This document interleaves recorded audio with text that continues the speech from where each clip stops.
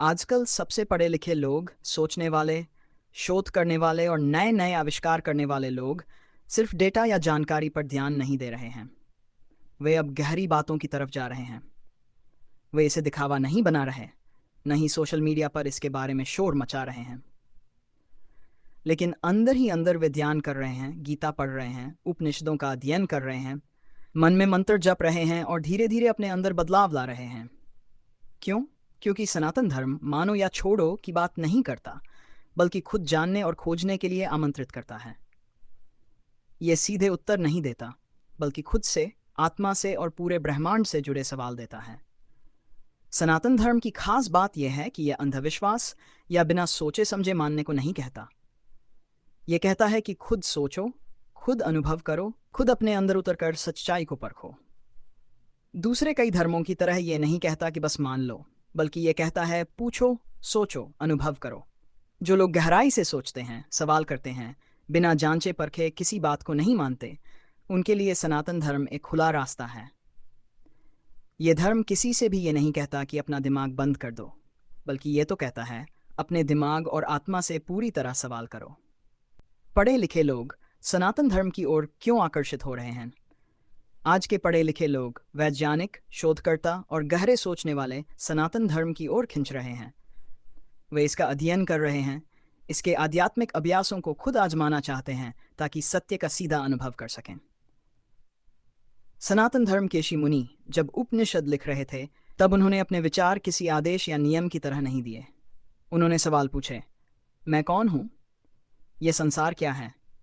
मृत्यु के बाद क्या होता है? ये सवाल इसलिए नहीं थे कि कोई किताब से सीधा जवाब दे दे। ये सवाल इसलिए थे ताकि हर व्यक्ति खुद के भीतर झांके, खुद खोज करे। सनातन धर्म मानता है कि इस यात्रा को कोई और आपके लिए नहीं कर सकता। आपको खुद अपने उत्तर ढूंढने होंगे।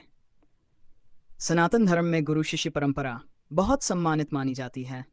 इसमें गुरु सीधे उत्तर नहीं देता, बल्कि वह शिष्य को साधन, अभ्यास और सोचने का तरीका देता है ताकि शिष्य स्वयं उत्तर तक पहुंच सके।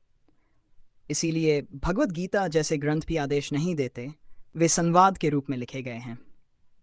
भगवान कृष्ण अर्जुन को कोई जबरदस्ती आदेश नहीं देते, बल्कि उसे अपनी अंतरात्मा से स्वयं सत्य समझने की राह दिखाते हैं।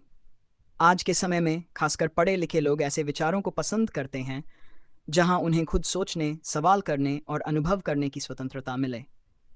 वे ऐसे धर्म या विचारधारा से दूर रहते हैं जो सवाल पूछने से मना करे। सनातन धर्म की खूबी यह है कि यह जटिलता, उलझन और विरोधाभास को भी स्वीकार करता है।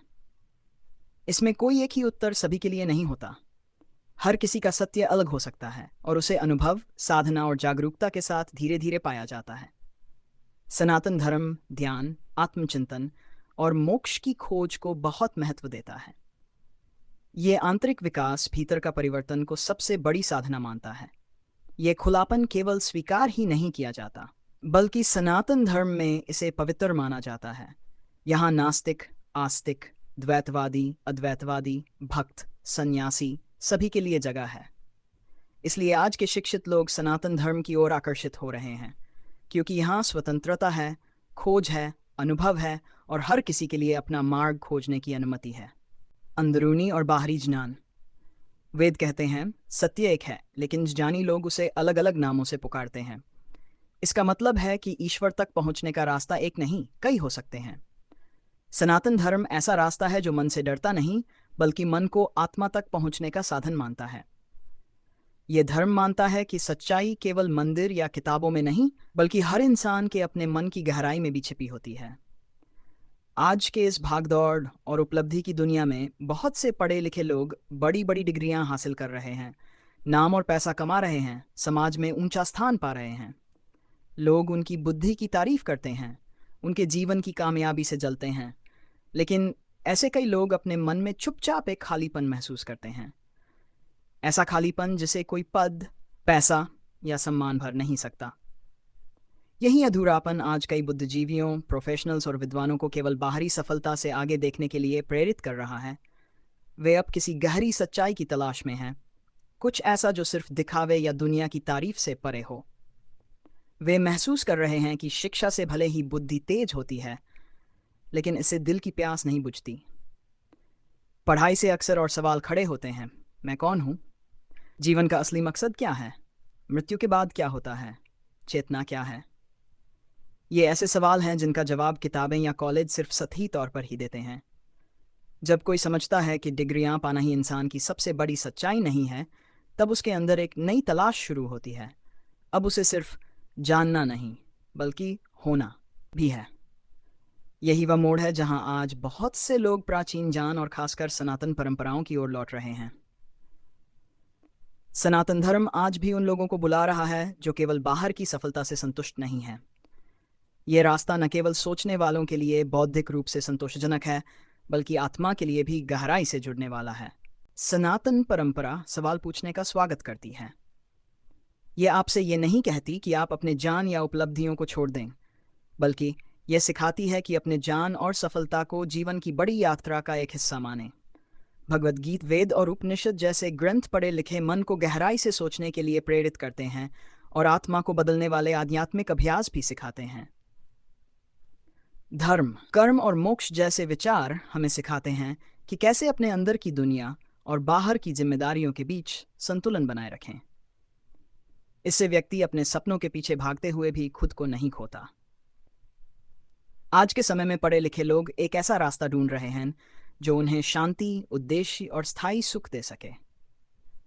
उन्हें समझ आ रहा है कि अगर सफलता के साथ आत्मज्ञान नहीं है तो वह अधूरी जीत है। कई लोग शुरू में सिर्फ जिज्ञासा के कारण सनातन ग्रंथ पढ़ते हैं, लेकिन धीरे धीरे वे इस आध्यात्मिक मार्ग में गहराई से जुड़ जाते हैं। यहाँ केवल ज्ञान नहीं मिलता, बल्कि जीवन की सच्ची समझ, बुद्धि मिलती है। यह बुद्धि भौतिक दुनिया को नकारती नहीं, बल्कि उसे जीवन की नश्वरता और आत्मा की अनंत यात्रा का एक हिस्सा मानती है। इस नजरिए से पढ़े लिखे लोग अपने जीवन के लक्ष्यों को नए ढंग से देख पाते हैं। वे अपने काम को ऊंचे मूल्यों से जोड़कर न केवल अपने कार्यों में सफलता पाते हैं, बल्कि खुद में भी एक बेहतर इंसान बनते जाते हैं। हाल के दशकों में सनातन ग्रंथों और आधुनिक विज्ञान, खासकर क्वांटम फिजिक्स, न्यूरोसाइंस और चेतना, कॉन्शियसनेस के अध्ययन के बीच गहरा संबंध दिखने लगा है। जो बातें पहले सिर्फ या प्रतीकात्मक मानी जाती थीं, अब वैज्ञानिक स्तर पर भी मान्यता पाने लगी हैं। वेद, उपनिषद और भगवद गीता जैसे सनातन ग्रंथ चेतना की प्रकृति, अलगाव का भ्रम और सृष्टि की आपसी जुड़ाव पर बहुत गहराई से बात करते हैं, जो आज के वैज्ञानिक भी धीरे धीरे समझने लगे हैं। आत्मा शरीर नहीं है। आज दुनिया भर के वैज्ञानिक जिन सिद्धांतों पर काम कर रहे हैं, वे सनातन धर्म की प्राचीन सोच से बहुत मिलते जुलते हैं। क्वांटम भौतिकी के वैज्ञानिकों ने यह पाया है कि एक कण एक साथ कई रूपों में रह सकता है। वैज्ञानिक ये भी मानते हैं कि देखने वाला व्यक्ति खुद भी वास्तविकता को प्रभावित करता है। वे मानते हैं कि यह पूरा ब्रह्मांड शायद ठोस पदार्थ मैटर से ज्यादा ऊर्जा एनर्जी है। लेकिन यह बात सनातन धर्म के लिए कोई नई बात नहीं है। हजारों साल पहले हमारे ऋषियों ने बताया था कि पूरी सृष्टि एक ही शक्ति ब्रह्म से बनी है। जो दुनिया हम अपनी आंखों से देखते हैं वह माया है, यानी एक प्रकार का भ्रम जो हमारे सीमित ज्ञान और अनुभव से बनता है। यह सिर्फ कवि की कल्पना नहीं है, बल्कि यह गहरी सच्चाई है जिसे अब आधुनिक विज्ञान भी धीरे धीरे समझने लगा है। आज न्यूरोसाइंस, ब्रेन और कॉन्शियसनेस की पढ़ाई और अन्य वैज्ञानिक क्षेत्रों में भी यह बात सामने आ रही है कि चेतना केवल दिमाग का एक परिणाम नहीं है, बल्कि यह ब्रह्मांड का एक मूल तत्व है। यही बात उपनिषदों में पहले ही कही गई थी कि आत्मा, इंडिविजुअल सेल्फ और ब्रह्म, यूनिवर्सल कॉन्शियसनेस अलग नहीं हैं, वे एक ही हैं। मेडिटेशन, जिसे पहले विज्ञान बहुत संदेह से देखता था, अब यह सिद्ध हो चुका है कि ध्यान से मन शांत होता है, तनाव कम होता है, याददाश्त और सोचने की शक्ति बढ़ती है और मस्तिष्क में अच्छे बदलाव आते हैं। प्राणायाम, मंत्र जाप और ध्यान जैसी साधनाएं अब सिर्फ साधु संतों तक सीमित नहीं हैं। आज ये अस्पतालों, स्कूलों, वेलनेस प्रोग्राम और मानसिक विकास के तरीकों में भी अपनाई जा रही हैं। सनातन धर्म की ये सोच कि भौतिक, मटेरियल और आध्यात्मिक दुनिया अलग नहीं है, बल्कि एक ही सच्चाई के दो पहलू हैं, ये एक संतुलित जीवन का रास्ता दिखाती है। इसके विपरीत पश्चिमी सोच अक्सर मन और शरीर, विज्ञान और अध्यात्म को अलग अलग मानती है। आज जब लोग भारत के प्राचीन ग्रंथों में फिर से रुचि ले रहे हैं, तो यह किसी अंधविश्वास की वापसी नहीं है। ये इस बात का संकेत है कि इन ग्रंथों में ऐसा गहरा ज्ञान छिपा है जो आज के आधुनिक विज्ञान से मेल खाता है। बल्कि कई बातें तो हमारे ऋषियों ने विज्ञान से पहले ही जान ली थीं। भगवद गीता और उपनिषदों की सरल व्याख्या। सनातन धर्म के विशाल और गहरे दर्शन में मौन का मतलब खालीपन नहीं है, बल्कि वह सच्ची उपस्थिति है। स्थिरता का अर्थ आलस्य नहीं है, बल्कि ये आंतरिक गहराई है। आत्मज्ञान का मतलब दुनिया से भागना नहीं है, बल्कि अपनी असली पहचान को पाना है, जो हमारे सारे अस्थायी नाम, रिश्ते और भूमिकाओं से परे हैं। दूसरे दर्शन जहाँ शब्दों, तर्कों और सिद्धांतों से सब कुछ समझाने की कोशिश करते हैं, वहीं सनातन धर्म अक्सर मौन की ओर लौटता है। ये इसलिए नहीं कि उसके पास उत्तर नहीं है, बल्कि इसलिए कि वह जानता है कि अंतिम सत्य शब्दों में नहीं बन सकता। उपनिषदों के ऋषि जानते थे कि सबसे गहरा ज्ञान बाहर बोलने से नहीं, बल्कि भीतर की शांति में आता है। जब मन पूरी तरह शांत हो जाता है, तब सच्चा स्व अपने आप प्रकट होता है। उपनिषदों का प्रसिद्ध मंत्र नेति नेति, यानी ये नहीं, हमें सिखाता है कि जो कुछ भी नश्वर है वह मैं नहीं हूं। जब हम धीरे धीरे इन सब से खुद को अलग करते हैं, तब हमें आत्मा की झलक मिलती है, जो शरीर, मन और बुद्धि से परे है। सनातन धर्म जल्दबाजी में विश्वास नहीं करता। यह साधक को आमंत्रित करता है कि वह धीमा हो, शांत हो, भीतर झांके। स्थिरता यहाँ आलस्य नहीं है, यह वह शक्ति है जो समझदारी से काम करने से पहले आती है। भगवद गीता में भगवान श्री कृष्ण कहते हैं, सच्चा योगी वही है जो अपने भीतर संतुष्ट है, जिसे सफलता या दुख डिगा नहीं सकता, और जिसे मौन और संतुलन में आनंद मिलता है। यह कोई भागे हुए साधु की तस्वीर नहीं है, यह उस जागरूक इंसान की पहचान है जिसकी हर क्रिया आंतरिक स्पष्टता से आती है, न कि मन के भ्रम से। इस पूरी यात्रा का मुख्य हिस्सा है, यह भागने का तरीका नहीं, बल्कि अपने वर्तमान क्षण में टिकने का अभ्यास है। ध्यान में मौन एक पवित्र स्थान बन जाता है, जहां आत्मा सच में सांस ले सकती है। सनातन धर्म ईश्वर की परिभाषा में जल्दबाजी नहीं करता। यह कहता है, ईश्वर को अनुभव करो, उस गहरी शांति में बैठो जहां स्व और ब्रह्मांड के बीच की दीवारें मिट जाती हैं। सनातन में ईश्वर कहीं बाहर नहीं है, वह हमारे अपने अस्तित्व का सबसे गहरा रूप है। इसे जानने के लिए हमें अपने भीतर और बाहर के शोर से ऊपर उठना होगा। आज की तेज और व्यस्त दुनिया में, जहां हर कोई भाग रहा है, सनातन धर्म हमें रुकने और खुद को जानने का निमंत्रण देता है।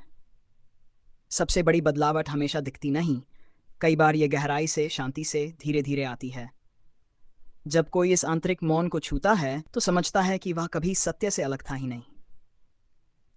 आज के शोर भरे डिजिटल युग में दुनिया के कई हिस्सों में, खासकर पढ़े लिखे, जिज्ञासु और आध्यात्मिक रूप से जागरूक लोग ध्यान से चुप सनातन की ओर लौट रहे हैं।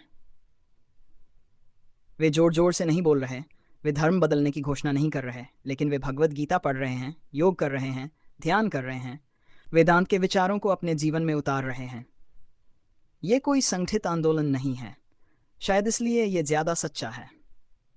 लोग भगवद गीता इसलिए नहीं पढ़ रहे क्योंकि किसी ने मजबूर किया, बल्कि इसलिए क्योंकि उनके भीतर से इसका संदेश उन्हें खींच रहा है। कर्म करो, लेकिन आसक्ति मत रखो, अपने अंदर की शक्ति को पहचानो। लोग योगा मैट बिछा रहे हैं, सिर्फ स्वास्थ्य के लिए नहीं, बल्कि खुद को जानने के लिए। ध्यान ऐप्स उन्हें उन प्राचीन सनातन साधनाओं की ओर ले जा रही हैं। उनके कानों में मंत्र गूंज रहे हैं और वेदांत के विचार उनके जीवन की समझ बदल रहे हैं। यह सिर्फ एक धर्म में शामिल होने का सवाल नहीं है, यह चेतना से जुड़ने की एक यात्रा है। यह आंदोलन उन लोगों का है जो बाहर से सफल हैं, डॉक्टर, कलाकार, वैज्ञानिक, छात्र, सीईओ, लेकिन अंदर एक अधूरी तलाश उन्हें खींचती है। दिन के कामों के बाद अकेले में वे संस्कृत श्लोक दोहराते हैं या आत्मा की प्रकृति पर मनन करते हैं। हो सकता है वे इस बारे में खुलकर बात न करें, लेकिन अंदर से वे खुद को किसी बड़ी शक्ति से जोड़ रहे हैं। ऐसी शक्ति जो तर्क से मना नहीं करती, बल्कि तर्क को और बड़ा कर देती है। सनातन धर्म की सबसे बड़ी खूबी उसकी विनम्रता है। ये किसी पर हक नहीं जमाता, किसी से वफादारी नहीं मांगता।